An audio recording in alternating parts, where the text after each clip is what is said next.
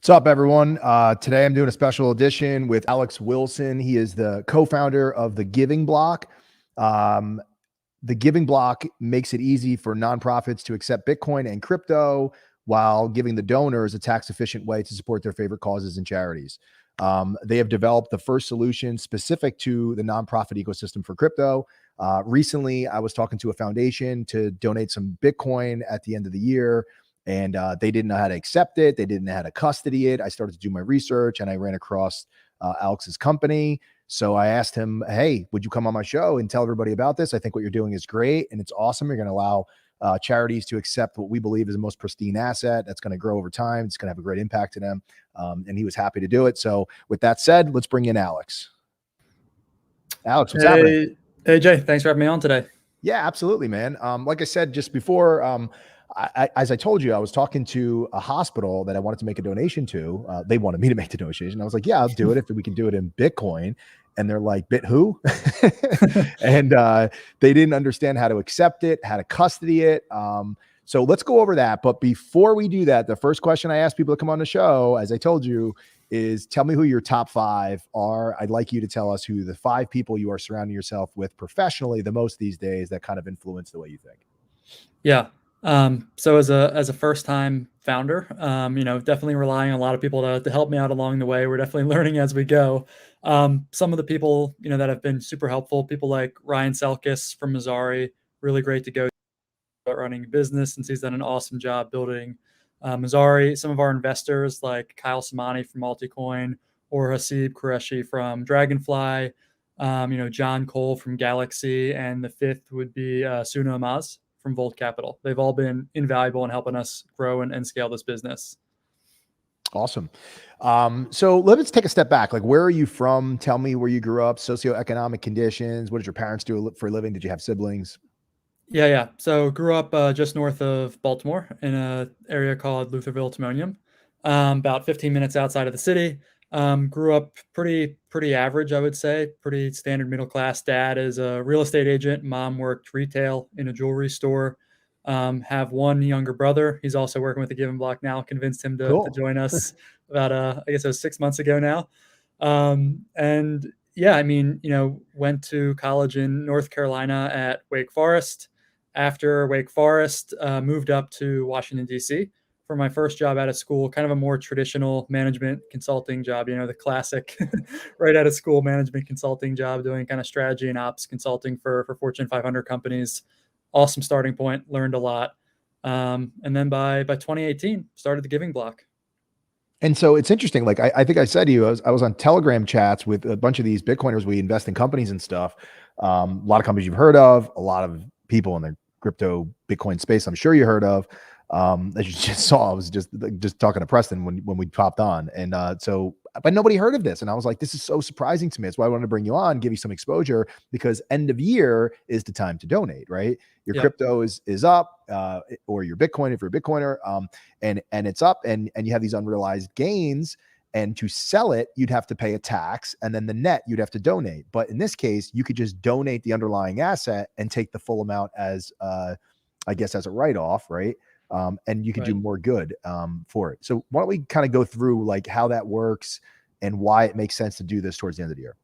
Yeah. So if you have crypto and you're donating fiat, you're making a huge mistake. Like, you're kind of screwing yourself. So the IRS has classified crypto as property. So, there's a reason you see, high net worth people donate, equities typically, right? They're not donating on their credit card. They're making $1 million donation, or even $1 billion donation like Jack Dorsey did of Square stock, right? Way more tax efficient for the donor. Similar with stocks, you don't have to pay capital gains taxes on the crypto you donate. Like you said, you get a fair market value deduction at the time of donating. And then the charity, because they're a registered charity, they're tax exempt too. So let's say both sides are probably about 30% better off than if you sold your crypto and then made a donation with the after-tax proceeds, because essentially you're donating the pre-tax money, similar to when you're funding a retirement account with pre-tax dollars.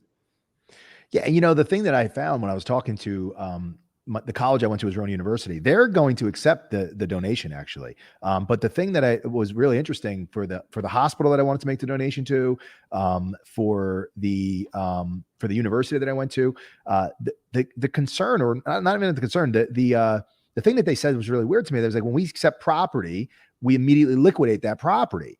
And I said, well, why would you liquidate an asset that's growing at 100% plus a year for the last, 7-8 years? It doesn't make sense. And since inception, over 200%, why don't you just hold it? I said, listen, I'm only giving it to you if you lock this up in a time lock, which you can do in the blockchain. I was like, I'm going to lock it up so you can't freaking touch it for 5 or 10 years. And they were like, wait, what? And they were like, no, we need to build it. And I go, no, you're not getting it either way. So you're either going to take it in the way I give it to you, and you're going to be forced to hold it for the benefit and having a larger impact. And the way I view it is, I'm sure a lot of people in the Bitcoin space do, I view that Bitcoin not in the current value that's being priced at today. I view it in what I believe is the projected, future value of it, right? Expected value, I was thinking, right? So I look at it as it's millions of dollars per Bitcoin that would otherwise go to my kids and their trust accounts, right? And I'm sure a lot of the Bitcoin guys are probably viewing their Bitcoin the same way. So for somebody to take it and immediately, sell it for cash just pisses me off. I'm like, what are you doing? And I gave him an example. I was like, there's this beautiful property, like a commercial building location that's near the hospital. I said, if I were to tell you that I own that property, the land, and I own it as a land, triple net, and the building's paying me the rent, and they pay the taxes and all this kind of stuff, right? And they pay the maintenance on the building and all this kind of stuff. And I say, I'm going to give that to your hospital, your foundation, with the stipulation that you can't touch it for 10 years. Would you say no? And the guy's like, well, no, of course not. I'm like, but then you obviously don't understand Bitcoin. It's like getting, real estate, as my buddy Lamar Wilson would say, it's like getting real estate in Manhattan in the 1800s, and just why would you sell that immediately? That's insane, right? Do you have an option for time locking yet? Is that something that you have on the horizon for the roadmap if you do not? Not for time locking yet, but we're seeing more and more nonprofits want to hodl, basically, right? And part of that's driven by donors like you who are saying you cannot sell this, right? Or we do not want you to sell it. Yeah. But the shift we're trying to push, and it's unfortunate that there's this kind of public narrative that when you donate to a nonprofit, they need to use that money like immediately, right? Like you hand them $1 to hand to someone else. And that's not the right way to be thinking about how you support a charity, right? They should be investing, they should be innovating, they should be looking at growing their impact, but there's so much public pressure just to liquidate everything and use the funds right away. So we're trying to shift that perception, because nonprofits typically aren't really allowed to take any risk at all, right? There's so much pressure for them to just take the money, distribute it, almost immediately. So hopefully we can, work towards shifting that narrative a bit with the public. And here's what's crazy. You're right. They said the same thing about risk. And I said, risk? What do you know about risk? I go, let me ask you a question. How much money did you have on the balance sheet? How much cash you have on the balance sheet last year? And the guy's like, I can't tell you that. I was like, was it millions of dollars? He goes, yeah. I go, so you have millions of dollars. Do you still have cash from December 2020 to December 2021, the same amount of cash previously? Forget about what you've raised this year. And he goes, well, of course. I go, okay. Do you realize they printed 40% of the money supply in the last 12 months in the US? And he's like, I think I heard something about that. This is the CEO. I don't want to say the name of the hospital, so I'm not trying to call these guys out. The CEO of this large organization. They have multiple hospitals throughout New Jersey. And I just looked at him and I said, no offense, and I'm not trying to be insulting and crass in any way, but you're a terrible fiduciary of capital for your donors. You're taking their capital, you're sitting on it. It's getting debased over the last 12 months. If you had it sitting in anything like the S&P 500, he's like, but we can't do that based on the bylaws of our, foundation. I was like, you need to fix the freaking bylaws. This makes no sense, And if a donor is not going to give you fiat and they certainly don't want you to sell it, would you accept it? So they're going back and forth. Like I said, the university is actually contemplating accepting it. They're much more entrepreneurial. They have an entrepreneurship program there and stuff. But it sounds like you guys will probably have those types of services now. Let me ask you a question though. What percentage have you seen? Because he told me this a couple of weeks ago. Like what percentage are immediately converting and how many are starting to hold it as we've discussed? I would say, unfortunately, probably somewhere between 90 and 95% are immediately converting. But the good news is it's trending in the right direction. Every day, more and more nonprofits email us saying, you know what, actually, we want to hold. And it tends to be the ones who have been with us for longer, right? And they've seen that the charts go up and to the right. basically. So it's reassuring to at least see it trending in the right direction. So I had a very similar idea as I shared with you, right? Years ago. I Yeah. called it's coincidentally, I have the domain and everything called The Giving Plan. And you're the Giving Block. I was like, this is crazy. Like, it's like so weird how people have like similar ideas at certain times. And then, but it wasn't about crypto or Bitcoin. It was about fiat donations. The concept was slightly different. I was going to gamify. I don't know if you have plans on doing this, but I wanted to create an app, and then you go to large organizations. That's why it was called The Giving Plan, to create a plan, administrative plan, just like you have a 401k, retirement plans, etc. And you had plan administrators go in to a large organization like a Facebook who has tens of thousands of employees and say, hey, this is an offering that you can provide to your employees to differentiate yourself in the space. Now, at the organization, you then have all the employees who decide to do this. It's an option. It's not an obligation, right? So if they wanted to, they could opt in. They could donate a certain portion of their salary in, and now in this case, immediately convert it to Bitcoin to be donated to their favorite charity. So they choose their favorite charity. They're like an app that you would have, and you would say, okay, I like these particular charities or this particular charity, Red Cross, whatever it might be, Breast Cancer Society. And then within the organization, when they log in, they can see like, the one nonprofit that's receiving the most money from Facebook is this, right? So it's gamified so that like, and then you could say he works in the technology department, or he's in the finance department, or the sales department, or a C-suite executive, like say Mark Zuckerberg or Sheryl Sandberg, right? And and I would just imagine if all the employees there, say 2%, 5% of the employees out of tens of thousands of people are donating, on average, say $25 a week or something like that, I would think it would look really bad if Mark Zuckerberg wasn't the largest donor. Right? He'd have to like say, oh shit, I better put some money into this too, right? For my favorite charities, which I would imagine would probably go to his own foundation, right? Which he's already doing, but he can maybe do that in a portion of it going to Bitcoin or something like that. Is that something that you would consider doing? Because I think that'd be really cool. Yeah, it's actually something we're already working on. Cool. So it's already happening. We haven't announced it yet, but there's a couple companies where it's basically this corporate philanthropy angle, right? And the first couple we're talking to about are actually crypto exchanges, since they have quite a few employees typically, where they could have basically these internal giving programs where maybe the company's going to match employee donations, and you can gamify it a bit where it's competitive, like you said, right? Like the office in New York is fundraising against the office in San Francisco or against the office in Miami. Right. And you can create competitions like that within the company, and then even company to company. Right. So it could be, Gemini versus Coinbase versus Kraken versus Binance, right? Or whatever. Yes. So there's a lot of ways to take that we're working on. And I think it'll be pretty cool. Hopefully next year we'll be able to share a bit more about that. Awesome. So you started in 2018. How did you guys get this thing off the ground? Because I've started so many different internet companies over the years. It's like the beginning. It's like an idea, you're whiteboarding, product roadmap. You got to get it going. Why don't you walk us through, because there's a lot of people that watch the show that are entrepreneurial, or maybe they're sitting in a cubicle working for someone else. They have a great idea. They're like, I just don't know how to get it going. Or tell us that origin story from the very beginning. Yeah, it was brutal in the beginning. No one wanted to donate crypto. But, one of the kind of tipping points that really inspired us for this was actually the Pineapple Fund at the end of 2017. And I don't know what that is. What's the Pineapple Fund? No. Yeah, so end of 2017, a person or a group of people anonymously posted on Reddit going by the name of the Pineapple Fund. And they said, hey, everyone, like I made a ton of money investing in Bitcoin. Now I want to give a lot of this money away. Basically, fill out this application, like apply in the comments, essentially. Everyone super skeptical, of course, really random. But they ended up anonymously giving away $56 million worth of Bitcoin to about 60 different nonprofits. So as you can imagine, the nonprofits that got these grants were shocked but excited. For a lot of them, it was their first time accepting crypto donations, but really exciting for them. And we noticed what a huge donor demographic this was going to be in the future. And this was really just the beginning. So in 2018, we started the Giving Block, and I was sort of the crypto guy, and Pat, my co-founder, was the nonprofit guy. He was working at a nonprofit at the time. We went to college together. So in 2018, we decided to start it. And for the first couple of years, bootstrapped it, worked 2 jobs, right? Starting the company, but still keeping our other jobs to fund it, basically. And we basically had to start it as a consultancy to build the software and build the product. Since we were just, 2 guys recently out of college without a lot of cash, no other choice but to kind of, slowly build it organically. I got to ask you a question, because I was really disappointed to hear this, but it made sense afterwards. I asked you, of all the cryptos, what is the number one donation that you're receiving? Is it Bitcoin? Because it's the Bitcoin dominance, of course, across all out of the $2 trillion, it's over $1 trillion for Bitcoin.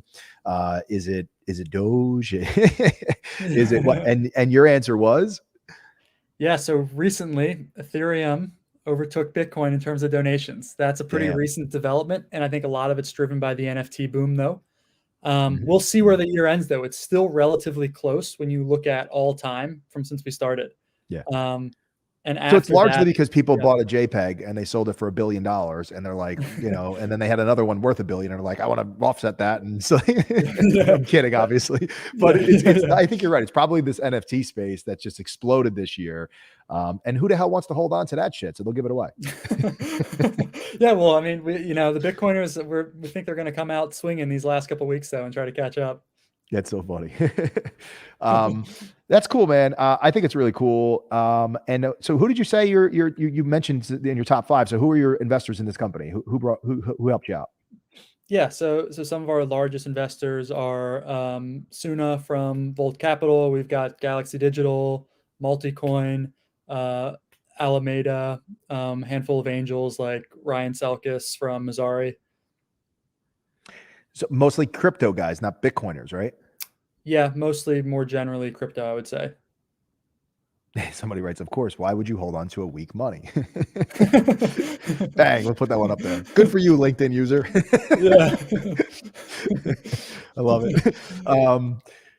So you mentioned you were a crypto guy too. So tell us your story into crypto and how you got in, what year, tell us a little bit about your background in that.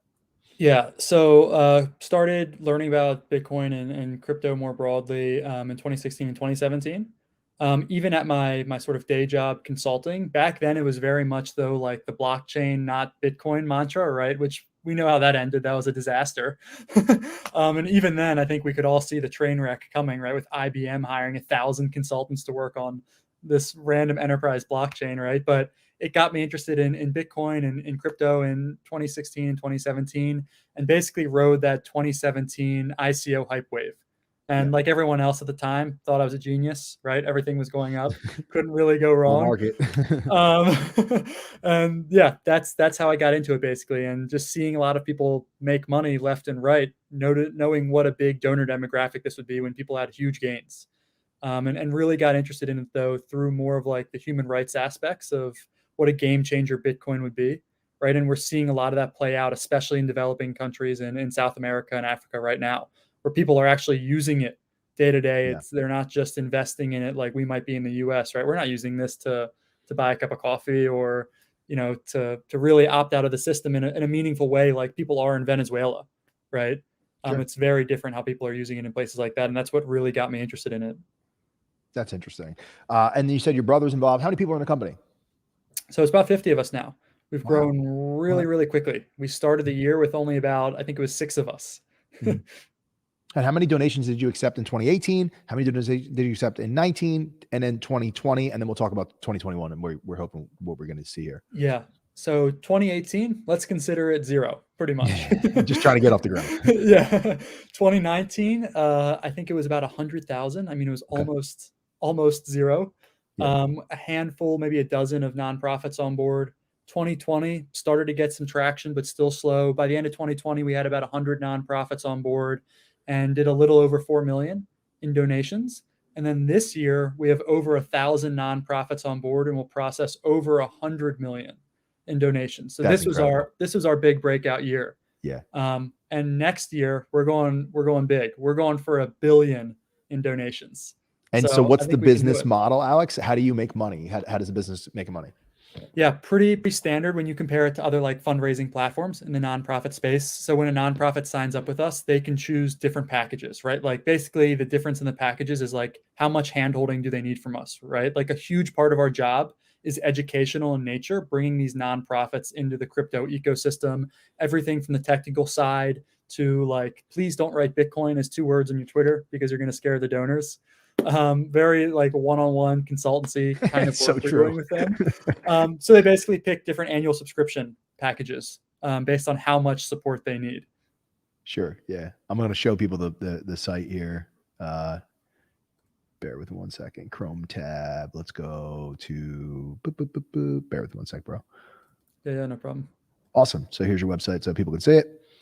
Cool. Yeah, this is pretty cool. Like, who's your most famous donor if they're not anonymous? Do you have anybody that you can say that's joined, like a Jack Dorsey or something like that, or anything like that? Cool There's even names? a couple mainstream ones that are pretty cool. If you go to our crypto giving pledge, I forget exactly how to get to it from the homepage, but we've had Rainn Wilson and Tony Hawk even take the Tony crypto Hawk, giving yeah. pledge. Rainn Yeah. Wilson, I can send you the link afterwards, and we can maybe add it to the comments. Yeah.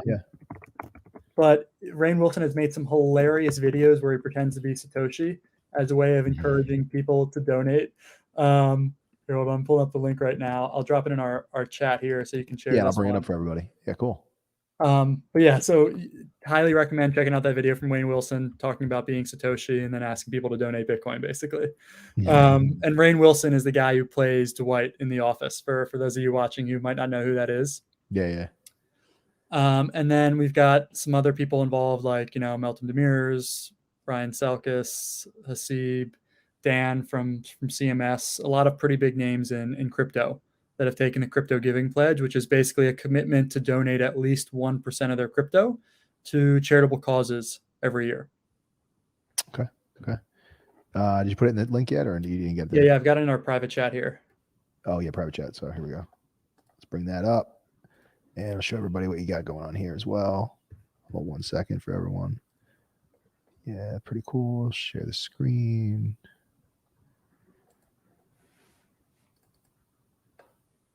Cool. Here we go. Okay, so this is, if they want to check it out, it's thegivingblock.com/resources/tax-help-crypto-donations. I think this is still the other page. Oh, is it? Oh. Yep. Oh, it's this one. Sorry. Let me see. Oh, my bad. Yeah, you're right. I'm new to this, guy. Sorry. Alex Barry, he was bearing with me, and I really appreciate it. He's got 5 more minutes on the show. And let me see. I was having an issue with our other, which one was it? It's, I'm guessing it's this one here. Yeah, it's all good. There you go. Cool. There it is. Yeah. There you go. Cool. And I'll put this in the description for people who see the show afterwards on syndication, whatever. Cool. Yep. Yeah. Tony Hawk, man. That's pretty cool. Private donor. Somebody gave 3.5 million. That's beautiful. Yep. So we've got people taking the pledge, and of course we give them the option of staying totally anonymous if they want to. Sure. But others, we encourage people to do it publicly to try to encourage other people to give that follow them. And how did you get Tony Hawk and them? Did they just reach out? Or was that like a partnership in some way? Was it one of your investors that helped you get that? It was actually through nonprofits. Oh, that's interesting. Yeah. Yeah, because Tony Hawk started, it used to be called the Tony Hawk Foundation. Now it's called the Skate Park Foundation. Cool. And then Rainn Wilson, he works with one of our clients called Mona Foundation. So often it's the nonprofits who already have donors. In other cases, we reach out to them directly. Very cool. Very, very cool. I know you're short for time. You have another call because you got to get all those donations in. Yep. Hey, absolutely. I mean, this is the time to do it. If you guys are thinking about being philanthropic and you want to donate to your favorite charity, I encourage you to go check out The Giving Block, thegivingblock.com. Alex and what his team is doing, I think, is absolutely necessary. It's great. We need more things like this in the Bitcoin community and the crypto community. But it's all good, brother. My hat's off to you. I think this is a great business that's for good. I love businesses for you and your employees, right? When you have a purpose-driven business, right? I built businesses in the past that weren't necessarily purpose-driven. I had an advertising network. It's kind of soulless, right? You're putting ads in front of YouTube videos and shit. Like nobody wants to see what we're doing, right? What you're doing is great. You're helping people. You're helping organizations that are doing good. So I think it's fantastic.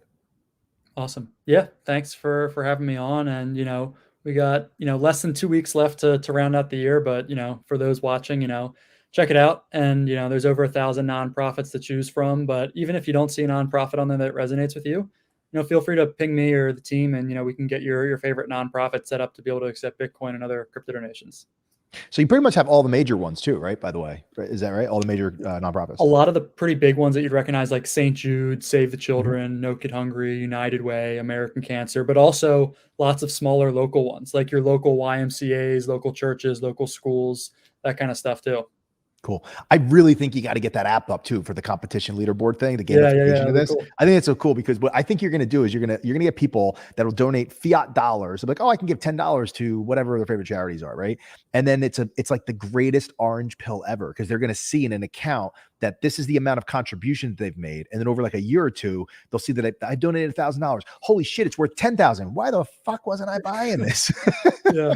So at some point they're going to say, I should be buying this stuff. Like, why am I donating it? And it's great to Yeah. donate, but they'll donate some of the gains over time as you started off with. But the other one will be donating cash, and they'll see how much money or gains they left on the table. So it's great for a lot of different reasons, and I think it's cool. So where should people find you personally on Twitter, LinkedIn, etc.? Yeah, Twitter's probably the best. It's just at Alex Wilson TGB. You can DM me there if you've got questions or want to get a nonprofit set up. I'll be around. Awesome. Stay on. I'm going to talk to you for a few minutes when we hang up. And everybody, Alex Wilson, the Giving Block. Thanks, Jay. Absolutely, brother.